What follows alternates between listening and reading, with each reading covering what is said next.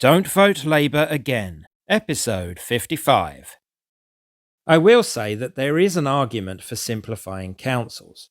It is arguably better for local democracy to have some decentralisation of power, with the different councils holding each other to account. However, it is not very efficient and leads to council officers and councillors passing the buck on matters. I can't sort this out because this is the county council's remit. Blame Councillor Bob Smith and the Tories on the district, etc. If one council controls everything, it is clearer for the public who to get in touch with and who is responsible. On the other hand, if the unitary is inefficient, and indeed incompetent or corrupt, all your eggs are in one basket, and there is much less recourse to voters to do anything about it. Only the virtually powerless town and parish councils will provide such an outlet. Conservative councillor Sam Chapman Allen, chairman of the District Council's network, has queried the efficiency argument and warned about voter disconnection. Local democratic accountability depends on residents retaining a demonstrably close link to the councillors who represent them. Attempts at structural change in recent years suggest that creating large councils is no panacea for resolving the many challenges local government faces. Perhaps we should overlook that Chapman Allen's own party were also pushing for the mass creation of unitaries. It's classic big party politics to employ projection. The Shadow Minister for Local Government, Kevin Hollinrake, said Rayner's announcement on February the 5th was a worrying day for democracy and asserted she was creating a new tier of Orwellian-sounding strategic authorities which are closer to her and closer to Whitehall. It's a point of view.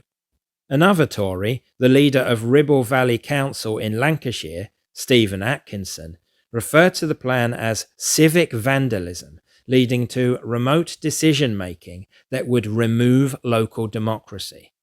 The independent councillor and leader of the independent network of councillors, Marianne Overton, she of the moving window, believes the plan will move democracy further away from residents, putting power into the hands of the few, not the many. The district councils network are also sceptical. It will lead to geographically vast councils that are remote from local communities. In most places, we do not think it is workable, especially in rural communities, which risk losing access to services and viable local democracy. On the other side, we have Burnley MP Oliver Ryan, a Starmer Golden Boy recently suspended for supposedly offensive WhatsApp remarks. He is very keen on the concept in Lancashire, personally favouring 15 councils being reduced to 3. Ryan thinks the government has to intervene, taking a top-down approach because it cannot rely on all Lancashire districts to naturally coalesce around a proposal. No, they're not Banana Republic dictators at all. The new Labour leader of Basildon Council, Councillor Gavin Callaghan, is also convinced. It needs to happen. This will take the excuses out of local government. We'd have one council responsible for everything, so it creates a much more efficient and effective service. Many Tories are on board as well, or else the county councils they control would not have voted to postpone elections.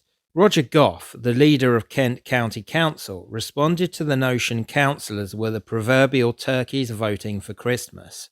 If that's the case, then I'm the biggest turkey of them all, because I truly believe in these changes and the benefits of a mayor of Kent. The turkey was rewarded by Labour rejecting Kent's plan, and then he got cross. I am more in favour of increasing the number of unitaries than I am of putting in mayors. This will be just another layer of bureaucracy and more large salaries for politicians.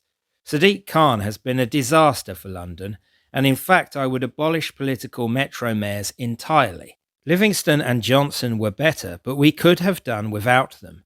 It's an American concept which Blairites seem taken by.